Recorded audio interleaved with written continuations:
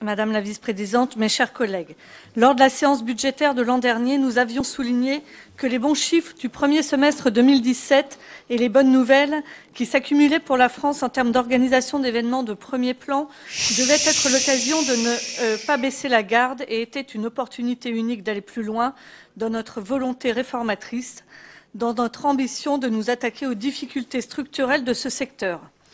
Nous avions d'autre part indiqué qu'il était impératif d'éviter les écueils dans lesquels semble se complaire encore aujourd'hui l'opposition sur la nécessaire conversion écologique du tourisme ou sur la construction d'un tourisme social et inclusif, avec de beaux discours jamais suivis des faits.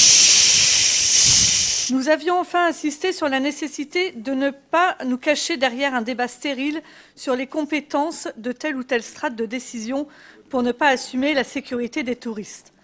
Aujourd'hui, les événements que notre pays et notre région subissent nous prouvent que les bons résultats en matière touristique ne sont jamais acquis et que la vigilance, la réactivité et la continuité dans les efforts sont toujours impératives. Le budget qu'il nous est proposé de voter aujourd'hui n'aurait pas pu être plus en phase avec l'actualité. En investissement, le fonds de soutien au tourisme est sacralisé cette année, tout comme l'est l'action sécurité pour le tourisme. Nous continuerons avec les mêmes moyens à soutenir les projets impactants pour les territoires prioritaires qui répondent à notre stratégie et à structurer les parcours thématiques que nous y avons listés.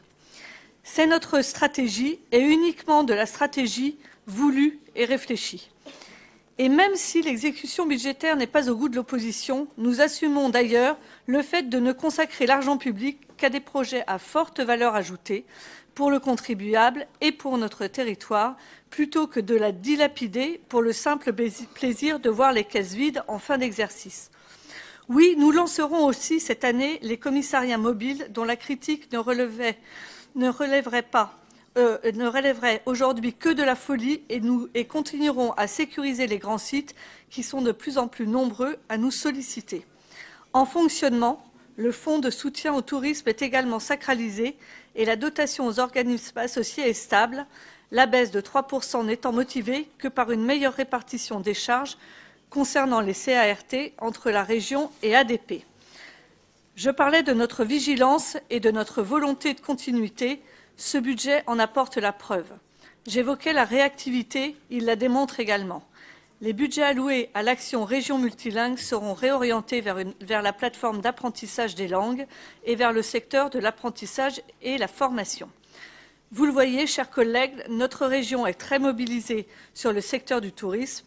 Madame la Présidente, Madame la Vice-présidente, le groupe Les Républicains et Indépendants vous soutiendra toujours lorsqu'il s'agira d'aider ce secteur et d'accompagner les professionnels. Je vous remercie.